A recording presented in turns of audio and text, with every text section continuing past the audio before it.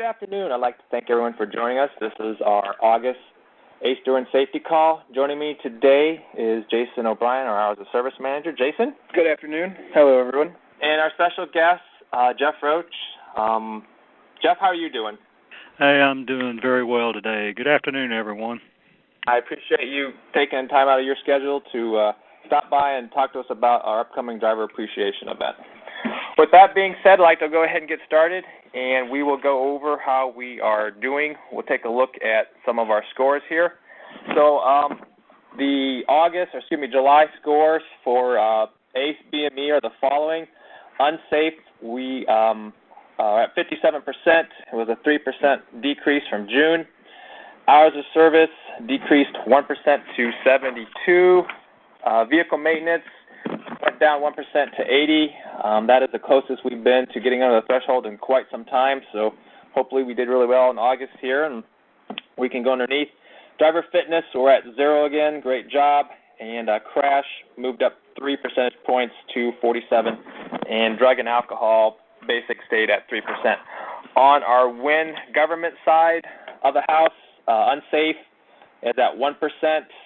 Hours of service stayed at 18, no change on that.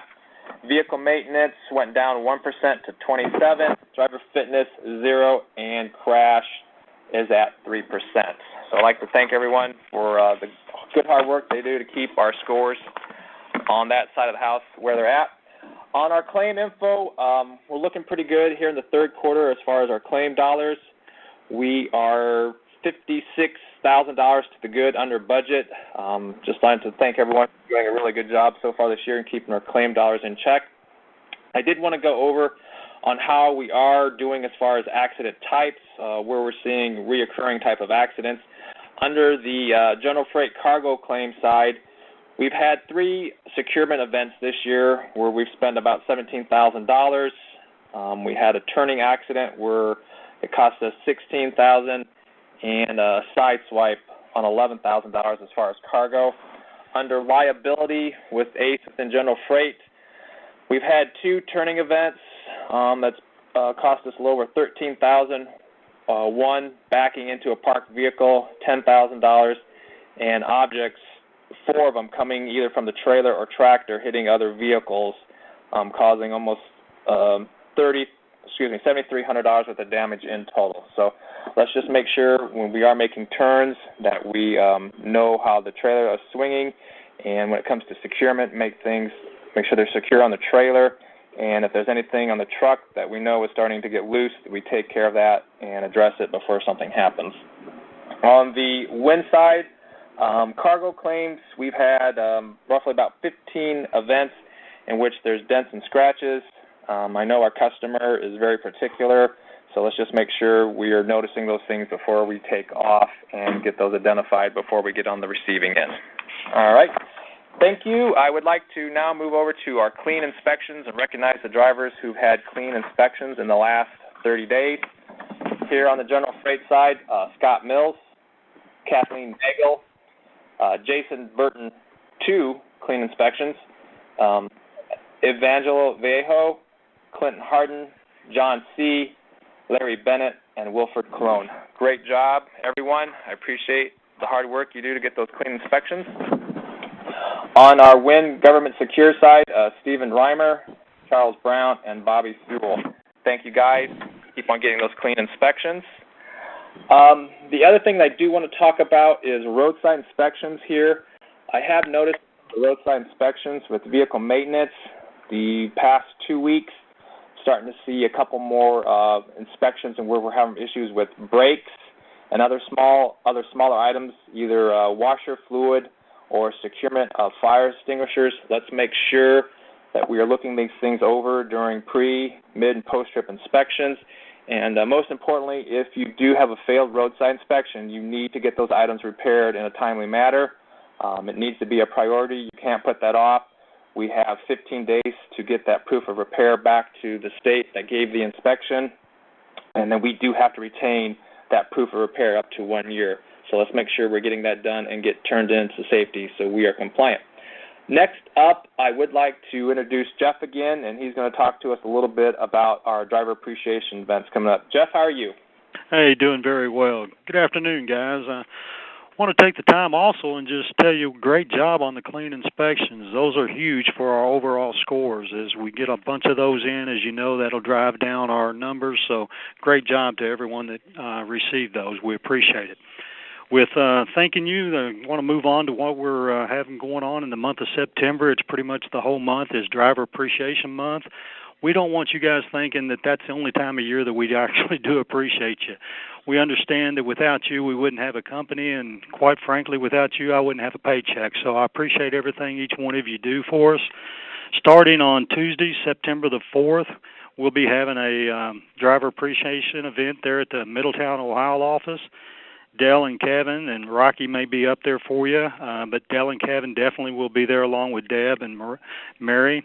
And then on Thursday, September the 6th, we'll be doing it there in Peoria, Illinois with the crew there with Paul and then Rocky and myself will be joining them. Tuesday, we'll have it here in Owensboro at the truck stop here in Owensboro. Welcome you all to come by and see us, and we'll take care of you here. And then Friday, September the 14th is the big event when we'll have it there at the home office in Cincinnati.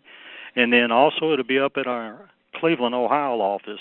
Cleveland's got a food truck that'll be coming by, and I understand that's a pretty good event up there, and I look forward to being there myself. And there in Cincinnati this year, we're going to have it catered. They're having brisket with 3 different types of chicken, so if you like chicken, you're in good shape. And they'll have all the fixings along with that. What we also are doing, we're big on this driver relief fund. We're having $20 tickets we're selling for a group of tickets, the chance to win some steer tires. And then we're also selling tickets for chances to win gift cards. And all the proceeds of this will go to our driver relief fund. This is a fund that whenever you guys are hurting, you have something drastic happen in your life, you apply to that, and then we're able to give you a little bit of help through the donations of the employees, other drivers. Guys, you're able to do this through weekly contributions per load or just one-time gifts as well. If you're interested in doing anything like that, you can reach out to myself or call the home office and talk to Chad Leiter, Cindy Gully, and Kathy Newman. They can help you out with all this. But, guys, it's just important you to know that how much we appreciate everything you do daily for us. On far as giveaways, we've got some T-shirts this year that we'll be passing out, and they'll have some hats available, and there'll be a few other odds and ends that we'll throw in there as well. But look forward to seeing you guys out on the road, just being able to see you face-to-face, and just thank you for the job that you do and the sacrifices you make daily. It's very much appreciated.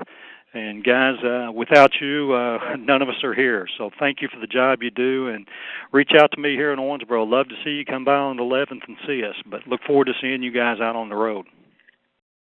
Oh, thank you, Jeff. Hey, Jeff, I do want to recognize you.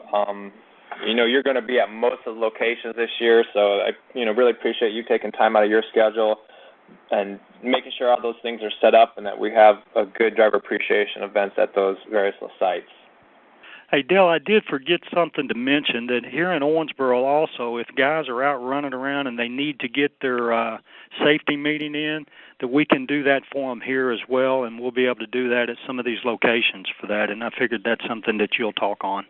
Oh, good point. Thank you, Jeff. That is true. We are doing, at these various sites, we will have individuals there that can do a safety meeting, so if you're needing to get your second meeting in this later half of the year, that opportunity will be available to you at these driver appreciation events. Jeff, thank you again for your time. You guys have a blessed day. And, guys, thanks a lot. We appreciate you very much. Thank you, Jeff. All right, coming up next, Jason O'Brien, Hours of Service Manager. How are you doing? I am doing wonderful, Dale. Thank you for having me on the call again. What's going on in Hours of Service? Well, there's all kinds of things that are happening in Hours of Service right now. And what I'd like to address first, and this only affects people that have Ram McNally boxes. Now, I know a lot of people had their boxes and software get updated about a week ago, and that's going to continue through the end of the month. Initially, when that started, we were not aware that was going to happen, but we have worked with Ram McNally to kind of come up with that schedule to where it'll be happening by this Friday. So August 31st, everybody's boxes should be up to date by then. Which is moving it to the 6.3.4 version of the software. in your system info button on your home screen, you can see what version of the software you have if you'd like to do that.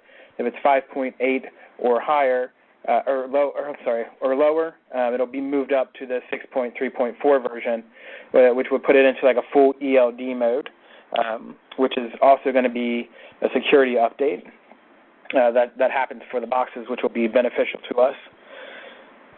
So that'll be happening by the end of the month. For the drivers that are affected that haven't had their software updated already, there are going to be text messages that you should be getting from Bennett saying that your software will be updated, so you're knowing that that's going to happen. That's how we're going to communicate it to you guys in the next couple of days. And then Bennett's also going to be sending out new cab cards and visor cards for these. Software update, you would need a new one of those to have in the cab with you. To show DOT enforcement should they ask for that if you get stopped. Other things, of course, that you should have, as well as the cab card and an up-to-date cab card at that with the software update, is your HD100 manual for Ram McNally, and then paper logs, and then make sure that both your devices are mounted. So the device you use to control your logs and then the HD100 box itself. So with the update, again, it is moving to like an ELD mode from the AOBRD, and some of the differences that you'll see there is the 2.9 miles that you would used to get before it would put you in driving automatically on the AOBRD. That part of things goes away, and it moves to being 5 miles per hour that you're able to go before it puts you in driving automatically. So if you're at a place and you need to move over a spot for parking reasons or something like that, it's important to keep that in mind if you're trying to stay off duty. If you did need to do that, you could also use just a personal conveyance to move from one spot to the other as well if you're off duty, but I would just recommend trying to keep it under the 5 miles per hour. The other thing that you'll see is some of the button locations would be in a different spot on the new software. So if you need to put it in the roadside audit mode or personal conveyance, that will now be on the front hours of service screen, the US 8. So if you're on there, it'll be on the right-hand side. It'll say mode, normal, and then you can hit that and select the yard move option, which will be new, or personal conveyance there. The yard move is going to allow you to, if you're at, like a mine or something like that, you'd be able to move around from one location of the mine to another at the direction of the shipper in yard move mode, which would keep you on duty, but it doesn't count towards your drive time. So that could be beneficial there for that. The other button, as far as the enforcement view, which used to be called the roadside audit, was in a different spot now, sort of. You're still on the options tab, but it'll be a top button rather than in the change mode button. So it'll be over to the left side now, and it'll say enforcement view. The other things that I wanted to talk about would just be personal conveyance. Again, I know we talk about this every month, and it still seems that there's maybe some unclear communication on what happens in personal conveyance or when you should use that. A lot of drivers feel that if they don't have a load, that they can use personal conveyance for whatever they want, and the hours of service rules still apply, even if you're not dispatched or you don't have a load. So we still need to follow that. Some of the things that I've been seeing is there was a driver who went on personal conveyance, went to get fueled up, and then used personal conveyance to go back to where they were. You're not able to go in personal conveyance just to go get fuel, since that's an on-duty task. It would be on-duty driving that you would use to go to the fueling station and then back to the location that you were going to go. So that should just be normal drive time.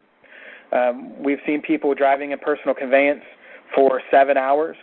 They might make a couple of stops in those situations. So you might have somebody that's driven a total of 7 hours over a 10-hour period, and they've used personal conveyance to go home or something like that, where that would be too long to use personal conveyance. And having them stop and then use it multiple times, they would get multiple violations for that, for false logs, one for each time that they had hit the button. So if it was like 3 driving instances of personal conveyance in that situation, they would get 21 points as far as CSA would be concerned for using personal conveyance inappropriately in that particular situation. So I guess those are some of the situations that we're seeing. We do also sometimes see where people go their 14 hours and then they'll use it to extend their day. Once you get to your 14 hours, you're done for the day, unfortunately, and you'll want to find, before you get to that 14th hour, a safe place to park, of course. But those were some of the things that I wanted to mention with personal conveyance and kind of being mindful that when you use it, you are opening a door for the DOT to give you a violation. If you don't use personal conveyance, it's hard to get a violation for it. That's kind of what I had to say about that, Dale. Oh, thank you, Jason. Sure. I appreciate your input at all times. I do want to point out, if you have any questions or you want to give a safety tip, *3. We will be taking questions here at the end of the call. So *3, if you want to go ahead and get that started now, we look forward to talking to you. As Jeff mentioned a little bit earlier, I did want to point out, besides doing safety meetings at the various company stores for driver appreciation events that's coming over the next 2 weeks, we do have some additional safety meetings lined up. We will have one in Knoxville, Tennessee on 9/29 at the Holiday Inn, Cedar Bluff. We got a few lined up for the fourth quarter. We have Youngstown, Ohio, October 13th. That will be at the Petrol, I think right off of Interstate 80, I believe. And then we also have one more lined up here in Cincinnati on the 27th, and that will be at the Hampton Inn. I don't remember where that location. Mason? Yeah, I think right, Mason. So additional opportunities for you to get your in-person safety meetings put in there. I do want to make a mention here. I've had a concern, or someone voiced this concern regarding railroad safety. One of the other divisions did have an accident here within the last week or two where a train struck one of the trucks here, so I just wanted to bring that to everyone's attention here, railroad safety tips. So make sure that if we are crossing railroad tracks, that we're doing it safely here. So just to give some tips, trains do not run on set schedules. They can be on any track at any time going in either directions. Always yield the right-of-way to the train. They cannot yield to you. Never ignore active warnings at crossings. Trains will arrive at a crossing faster than you anticipate. Look and listen when you see the advanced warning signs indicating a railroad crossing. Don't get trapped on the railroad crossing. Make sure that there's plenty of room for your truck, especially oversized loads, that you can completely get over the tracks and not get hung up on them. Leads to the next one. Before starting, make sure there's plenty of room.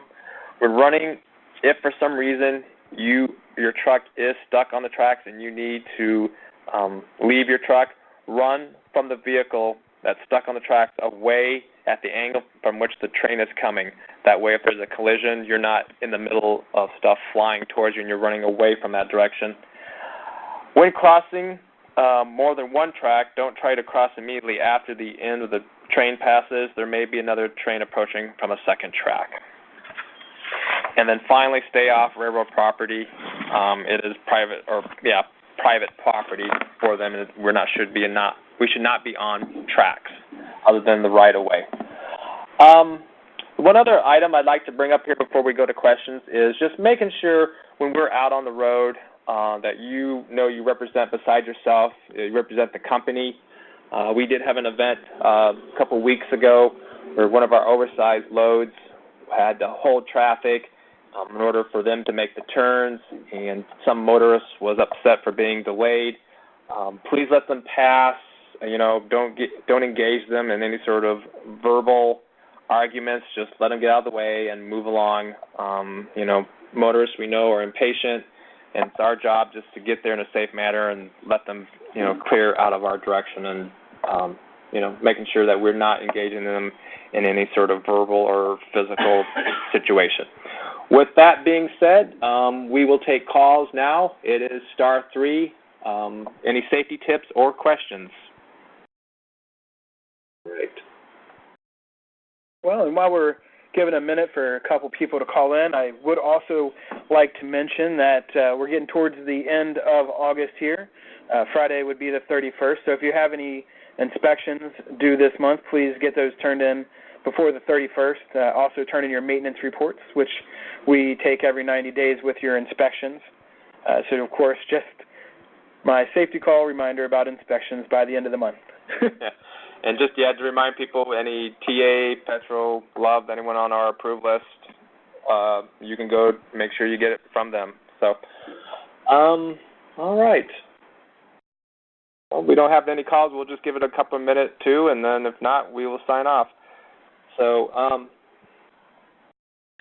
well, yeah, there's one other thing I could kind of maybe say about personal conveyance and a way to use it is a lot of people seem to have adapted that to be the rule as far as they use personal conveyance all the time. And I would like if people started viewing it as the exception. So it's not something that you'd want to do all the time if you could avoid doing it or if it's not going to affect your 70-hour. So kind of just make it to where it's the exception and it's not something that you're constantly doing. And that's good advice. I mean, I think you kind of alluded to it, use it sparingly. If you do use it excessively and you are stopped by the DOT, it's really going to be up to them to interpret it on how you explain what you used it for, whether or not they agree with the limited guidance that is out there. Right. Yeah, they tried to clarify it, and I think they made it a little bit more confusing in that process. Yeah. So, and obviously we're going to take a conservative approach to it. We are not looking to obviously get any more hours of service violations. At least we're actively working on trying to get our score improved and under the threshold. That's right. So it does look like we do have a couple of callers that have started calling in here. Patrick, are they available yet? All right. So we're going to take Brenda Harkins first. Brenda, how are you? Hi, guys. How you doing? Oh, I'm doing well. Doesn't sound like Brenda. Okay, I'm sorry. Hey, my question is, do y'all have, there's a little confusion on chain law in Colorado. I'm trying to decide, does it start in September or October? I even picked up at the scales up there, and the sheet that they give you is the appropriate material for traction. Okay. It has no date listed on there as to when they start hard enforcement for not even having chains on, even though you don't need to use them. This is just trying to remember. I thought it was sometime in September. You have to have them. Yeah, you're right. You have to at least have them hanging. I think it's sometime in September, but I don't remember when. Okay, I don't either. But. So we probably could do an internet search and just look up Colorado chain law and see what pops up. So I'll have someone look that up here while we take another call, all right? But I was going to go ahead and throw this in case any of the other guys are wondering. Snow socks are allowed in Colorado. Oh, okay. That's good to know. Snow socks. That's going to save a ton of weight. Yeah, I bet. And they're a whole lot easier to put on. Yeah. Chains are difficult. That's why most people don't put them on anymore. So taking a look, according to ColoradoDOT.gov, which is Colorado's Department of Transportation website, it is September the 1st through May 31st. Okay. That answers that question. No Colorado coming up here in a couple of days. That's true. Yeah, that was good information there. Yep. Hey, Jason, isn't that on a certain distance? It's not the whole state, though, is it? Yeah, it'll be the whole state. It'll be like special on overpasses for.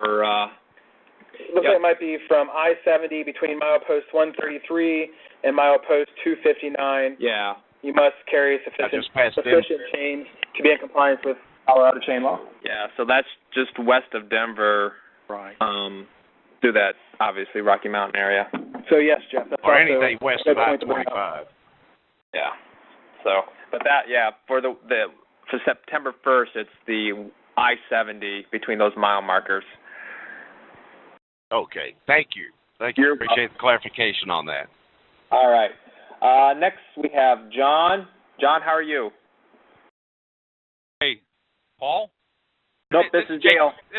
Dale, this is Jake Migelski calling. It's John on the paperwork. Hey, Jake. Hey, I was up in Edmonton, Alberta last week, and the Canadian log rule is so much better than what we have in the States as far as the ability to satisfy our customers. Mm-hmm. And I just thought I'd call in and suggest that you guys, as a company, when you're sitting down talking to people that have any input with congressmen and senators, if we could lean more towards Canada's rule, these e-logs wouldn't be putting so many people out of business. They can run they can drive 13 hours. They actually have a 14-day system that you can go on where you could run the coast and make it back home and take your break. If we could, and that is a proven system because I don't think they have any more problems with wrecks or safety in Canada than we do here. You know, just a suggestion, but it makes it so much easier that if the truck stops an extra 10 miles away, you still have time. Not that you have to run 13 hours a day, but you have the option. And if you take 2 hours off Doran a day, you can extend your day to 16 hours up there. It's what we need to work as flatbedders, I believe. You know, just wanted to pass that on to you guys because I know you'd be in contact with people that could make a change a lot more than I would, you know.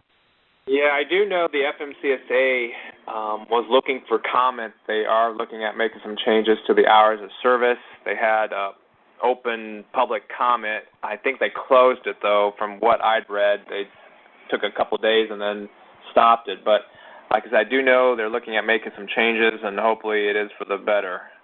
All right. Well, their changes are minor compared to what Canada has. Canada's system is what we need to survive. That's the only reason I'm calling in. So yeah, you guys have a lot bigger name than me to talk to somebody. I don't know.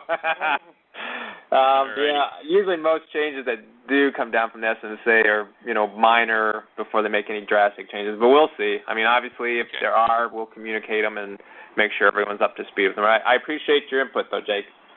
Okay. All right. Thanks. Take care. Have a good day. Thank you. All right. Next up, we have Kathleen. Kathleen, how are you? I'm doing good. What's up? My question is that personal conveyance thing. Jason. The last time I was home, that truck is also my personal vehicle. Okay. Now, I disconnected from my trailer because I needed to run to the store and get something. Now, that E-log, my pad wasn't with me, but I'm assuming that the other thing was working. But when I went back to work, it didn't come up that I had, what is it, driving with no record or whatever it was that it says.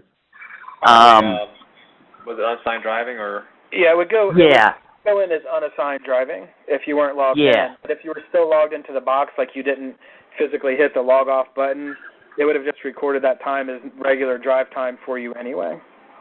Oh.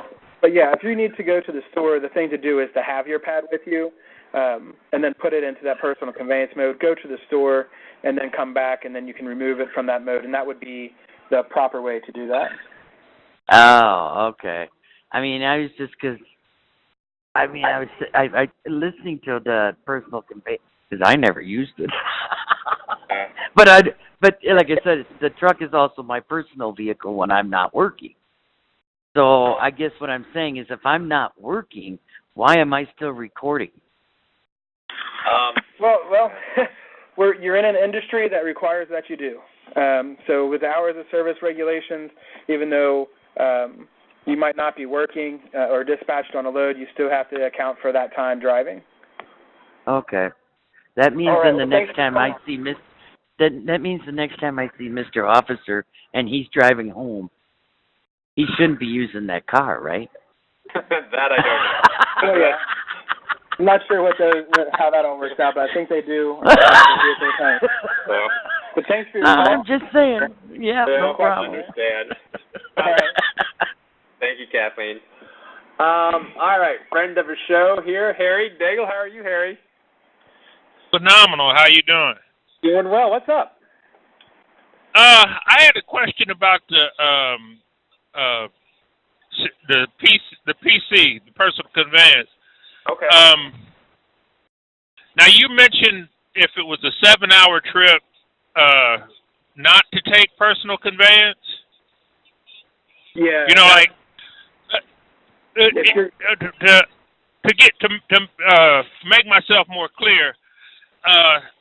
Right now I'm on a run from Houston to New Iberia, and on Friday I'll be in New Iberia, and I live in Texas, and it'll be 360 miles from the house. I'll still have 70 to make it home, so what you're saying is I can't use my personal conveyance to be within my 70 and go home? That's correct. Yeah, if it's 300 miles, any DOT officer is going to say that's a false log, that you should just be on your regular time. So, yeah, that would just be too far for personal conveyance to be acceptable, I would say, for any DOT officer, and they would give you that violation every time. Okay.